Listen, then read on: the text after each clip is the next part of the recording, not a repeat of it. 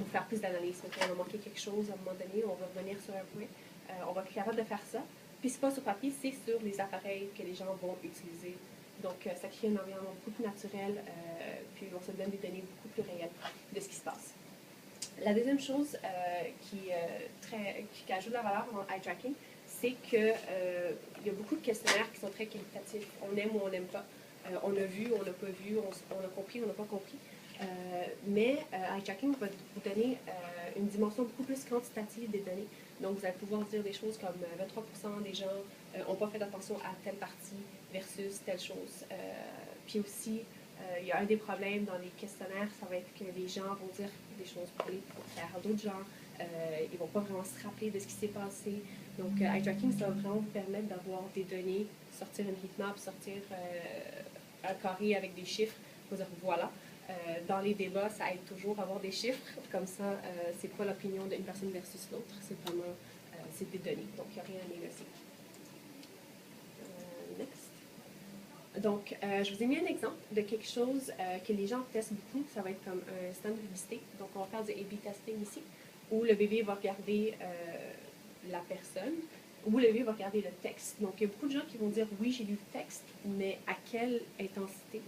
C'est là qu'on va pouvoir faire des tests plus avancés, puis c'est des choses que seul le eye tracking va pouvoir vous montrer si les gens ont vu quelque chose ou pas. Puis à quelle intensité aussi? Oui, ils peuvent te dire oui, j'ai lu le texte, oui, la marque était telle chose, mais si vous voyez qu'on a fait beaucoup plus attention aux petits caractères en bas, c'est quelque chose que les gens peut-être ne se rappelleront pas tout de suite quand ils vous l'expliquent, quand vous allez leur demander. Donc, comme je disais, avoir des statistiques, avoir des chiffres, avoir une heatmap comme ça, c'est non seulement un excellent argument pour vos clients, mais même pour à l'intérieur même de l'entreprise, à l'intérieur même de l'équipe. Puis ça va arranger les débats. Mettons, vous donner un argument dans les débats qui va être beaucoup plus solide. Donc, il y a un de nos clients, J.J. Graham aux États-Unis, qui mentionnait que même s'il ne chargeait pas plus cher ses clients pour le eye tracking, ce que ça lui permettait, ça lui permettait d'avoir plus de clients. Donc, quand les clients hésitaient entre lui et quelqu'un d'autre, le fait que lui a fait du eye tracking, ça faisait qu'il faisait plus de revenus à cause de ça, parce qu'il y avait plus de clients qui étaient comme « Ah, ben lui, il offre beaucoup plus de valeur pour ce que j'ai. » Puis, d'après lui, c'était ça la valeur la plus ajoutée qu'il pouvait avoir avec le eye tracking en offrant ce service-là. Même s'il ne chargeait pas 500$ ou une semaine de recherche ou peu importe, c'est vraiment bon. Tu sais, si j'hésite entre une ou l'autre, c'est sûr que je prends la personne qui me donne du eye tracking, qui me donne des données. L'autre avantage qu'on nous avait aussi mentionné, que j'entends souvent, c'est que ça aide beaucoup à la communication avec la clientèle. Donc, quand on essaie de prouver que ce qu'on fait a de la valeur, puis on a effectivement amélioré A à Z et que le client a tort, parce que des fois il a tort, c'est important d'avoir des données ou de montrer ah, voilà, c'est ça qui était avant, c'est ça qui est après, et donc la valeur ajoutée est de X, et donc les personnes cliquent plus parce que, et donc c'est plus facile à naviguer parce que. Donc ça, c'était la deuxième plus grosse valeur ajoutée qu'on avait reçue des gens qui font des tests d'usabilité, surtout sur le web. Donc, l'avantage de Merametrix, la première chose, c'est que Merametrix est une plateforme très flexible.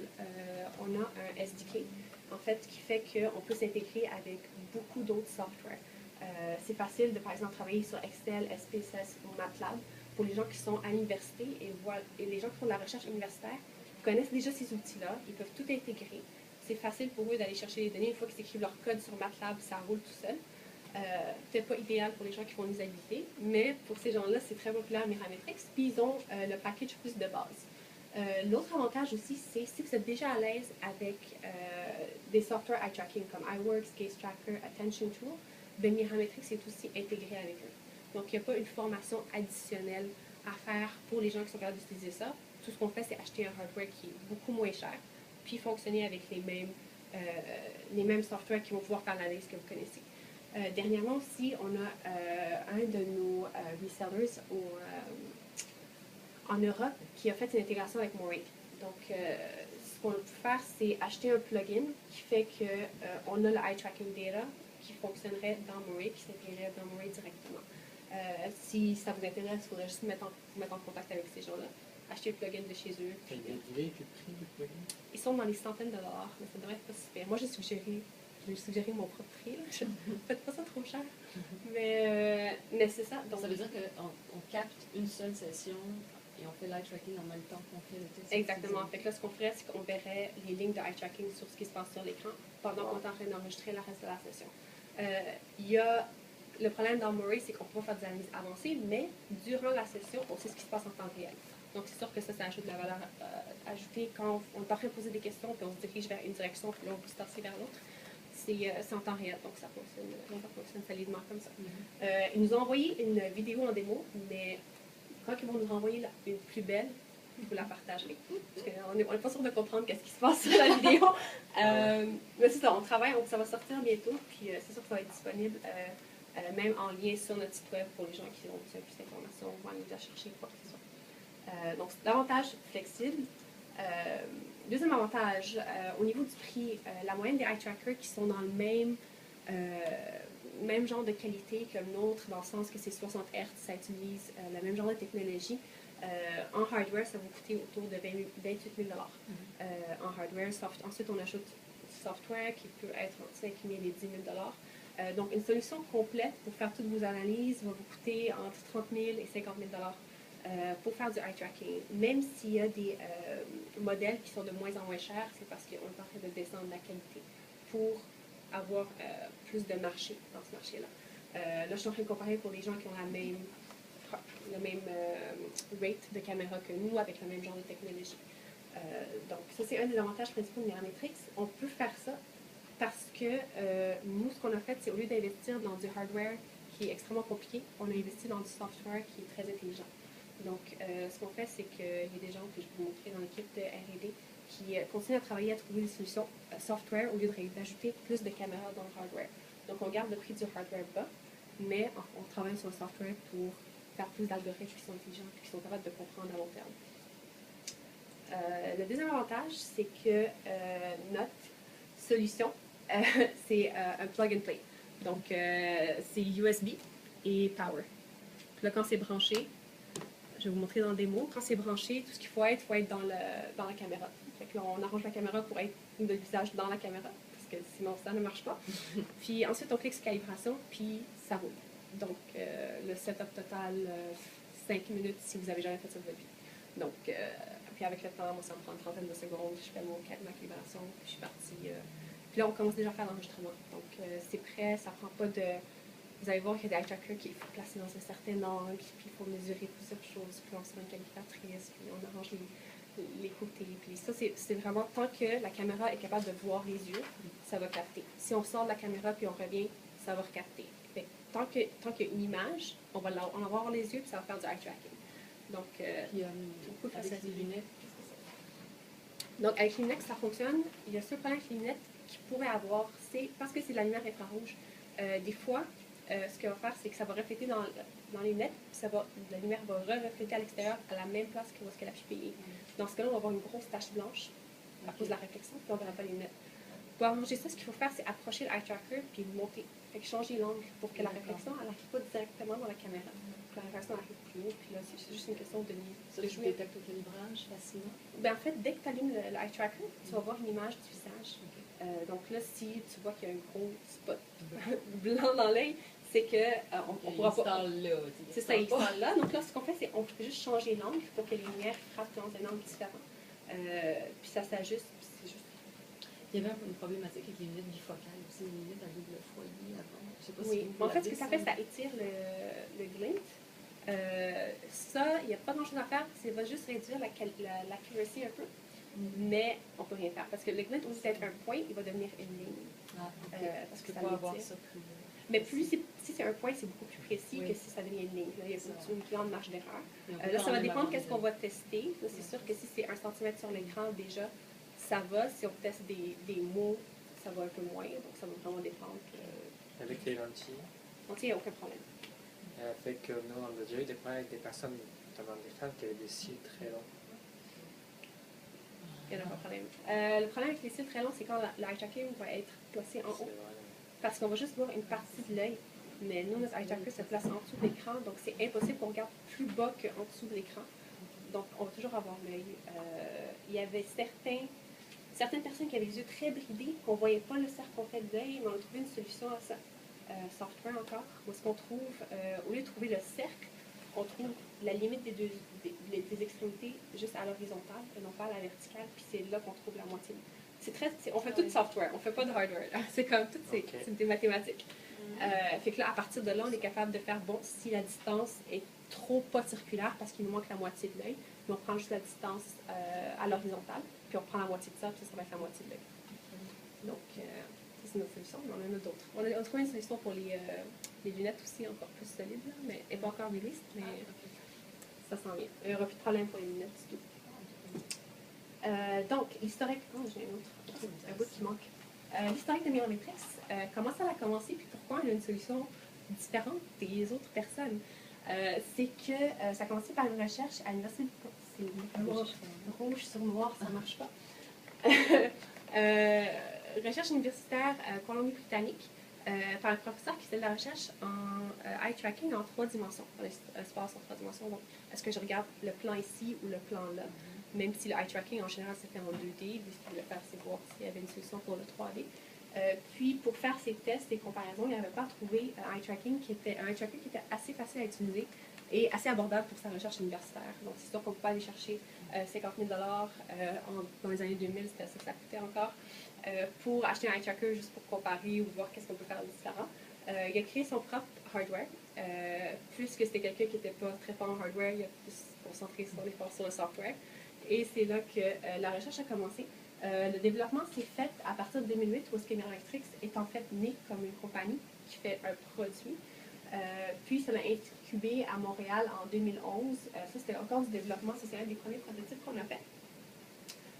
Puis là, c'est ça, on a commencé à commercialiser ça en 2011. Donc, on est encore une compagnie assez jeune, mais on fait les choses différemment. Puis ça amène une nouvelle vague dans la technologie. Puis c'est là qu'on commence à ajouter, dernièrement, on a ajouté un software qui fait l'analyse beaucoup plus poussée, des choses comme ça. Puis on ajoute des packages de hardware, de software. On améliore ça tous les jours. Donc, ça, c'est Mirametrix. Donc, en développement, qu'est-ce qu'on a pour l'instant? C'est en hardware, on a un desktop tracker qui est un tracker pour un écran d'ordinateur, qui est celui-là ici, le S2. Comme vous pouvez voir, il est assez petit. Et ça s'enlève en fait, parce qu'il est encore nouveau. Je vous montre un neuf. C'est juste un sticker qui s'enlève. Mais bon, c'est ça. Sous l'écran, ça diffère assez facilement. Il est très léger, facile à utiliser. Vous voyez, si j'ai envie d'ajouter langue, ça fait juste c'est super malléable. Ce qui s'en vient, en fait, on a eu beaucoup de demandes pour faire des trackers pour les tablettes, pour les smartphones, des choses comme ça. Surtout de Loïc, qui m'appelle à tous les jours pour me dire c'est quoi la tablette? Mais... Ben, pas loin. Non, mais définitivement, c'est quelque chose qui devient de plus en plus populaire, surtout que les ventes de tablettes, ça recule, ça monte. En ce moment, ils sont en train de dire que j'ai lu un article derrière moi qui disait comme quoi dans chaque maison maintenant il y a 2 tablettes et plus. Puis le monde se dirige vraiment dans cette technologie. Donc définitivement pour tester l'usabilité de n'importe quoi qu'on peut créer, c'est important d'avoir ces outils-là qui fonctionnent. Donc tablette, smartphone, c'est des choses qui sont dans le lab. Je vais pouvoir vous les montrer un peu, mais c'est encore très early développement. C'est un peu PCB, il n'y a pas de PC ni rien. Mais définitivement quelque chose qu'on travaille là-dessus. Le software fonctionne déjà pour la tablette et le smartphone.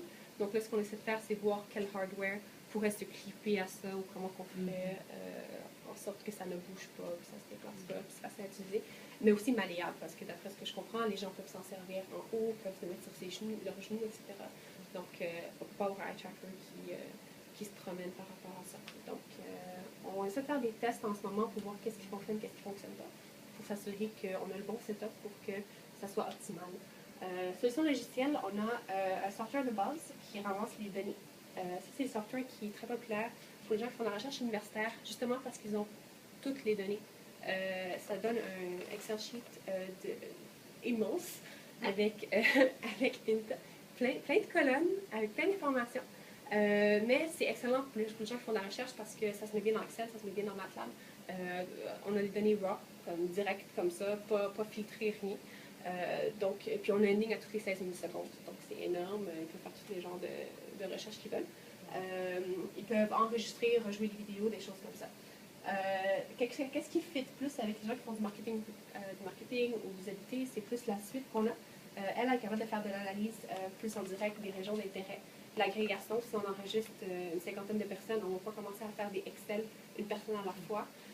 Donc, dans ce cas-là, ça fait juste, tu sélectionnes des personnes dans chaque groupe, tu crées des groupes, tu fais clic, ça apparaît.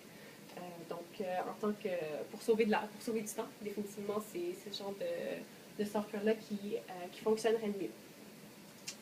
Là, j'avais une vidéo à vous montrer de ce qui se passe aussi. Je vais juste sortir ici. Donc, je vais parler par-dessus un peu, mais... Donc, ça, je vais vous montrer ça dans le lab, mais aussi en développement, c'est du eye tracking qui est plus consumer. Donc, non seulement le eye tracking peut être utilisé pour faire de la recherche, pour comprendre comment les gens se servent de certaines choses, mais aussi pour contrôler notre environnement. Donc, c'est quelque chose qu'on développe aussi en ce moment pour voir comment, dans chaque maison, il pourrait y avoir un eye tracker pour contrôler la télévision, pour contrôler différentes... Ça, c'est moi, il y a quand même 2 ans. Fait que là, par exemple, si on a un interface qui est assez compliqué, puis là, on ne peut pas sélectionner, on peut faire ça, on peut tasser un truc, mais là, chaque personne a une hauteur différente, puis la Kinect, elle ne sait pas trop c'était à peu près où. Je ne sais pas si vous avez déjà joué à des jeux, mais la Kinect, c'est du à peu près. Puis là, tu es OK, je suis à la bonne place. Mais avec les yeux, ce qu'on peut faire, c'est viser des choses. Donc, par exemple, ici, mettons, j'ai envie de casser cette boîte-là au lieu de cette boîte-là. Je peux juste regarder cette boîte-là. Puis là, en visant, je peux faire n'importe quel gestuel pour faire des choses. Donc, définitivement, ça va améliorer la façon qu'on interagit. En arrière, l'avantage, c'est que ça continue à collecter des données. Donc, dans des situations, par exemple, où est-ce qu'on regarde une émission de télévision, puis là, je peux éteindre la lumière, c'est vraiment cool, mais une émission de télévision, puis il y a des placements de produits.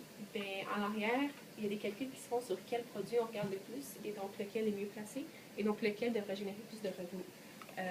Information très utile pour les gens qui font du placement de produits, parce que d'habitude, on ne sait pas dans quoi on s'embarque, puis c'est juste comme ça. Donc, on pourrait commencer à faire de l'argent par nombre de personnes qui ont vu quelque chose, et même montrer la publicité qui va avec après.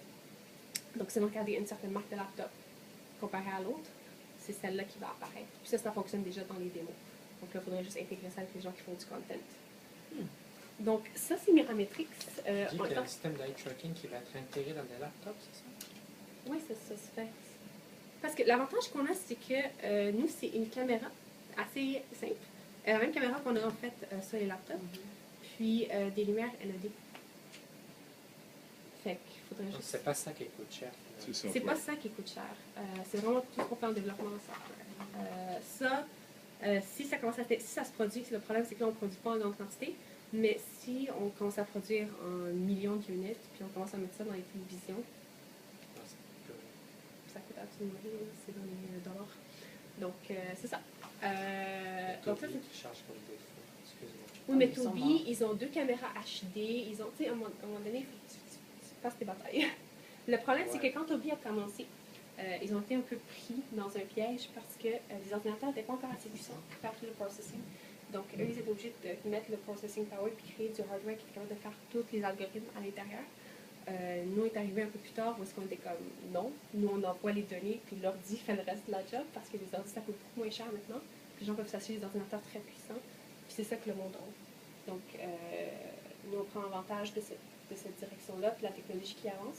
Eux, une fois qu'ils ont été pris dans un modèle d'affaires où ils doivent vendre des eye trackers à 50 000 $, ils ne peuvent pas sortir un eye tracker à 2 000 $, ils vont se tirer dans le pied, puis ça ne marche pas. Donc, il y a certains avantages d'avoir un Tobii si vraiment on fait des analyses extrêmement avancées, vraiment, vraiment précises, mais pour 90% des cas, un eye tracker avec une caméra comme ça devrait fitter ce qu'on a besoin de faire. L'autre avantage, c'est qu'on est à Montréal. C'est notre équipe. Et puis, est-ce que je te coupe? Mais oui. Vous avez les gens qui ont parti Mirametrix, ils ont acheté les brevets au Dr. Lawrence. Oui, en fait, ça a été incubé à Montréal. Ça venait de l'Université de Colombie-Britannique. Puis, on fait partie de Tandem Launch. Tandem Launch va aller chercher des technologies dans différentes universités. Puis, il va les incuber et créer des petites entreprises avec... Et pourquoi vous avez choisi Montréal plutôt que de rester à Vancouver? Ben, l'incubateur est ici. Tandem Launch est L'incubateur ici, ici. donc on a déménagé. Moi, je ne viens pas du BC, je viens de Montréal. J'ai été assignée au projet. Puis là, c'est devenu une petite entreprise, comme ça, c'est le fun. Donc, c'est ça. Donc, l'avantage, c'est qu'on est à Montréal. On donne beaucoup plus d'avantages à des clients montréalais. parce qu'on peut aller les visiter en personne, on peut faire le training, on peut faire le setup, plutôt que partir en Europe, par exemple, faire ça pendant une semaine. On livre ça en personne s'il faut, il n'y a pas de problème, s'il y a des questions, on est là pour répondre. Donc, c'est ça. Ça, c'est Mirametrix, l'histoire eye tracking. Question. J'ai posé pas mal tout ce que. Puis là, ben, c'est ça, c'est de voir ce que ça fait maintenant. Oui, c'est ça. Donc là, on va aller voir le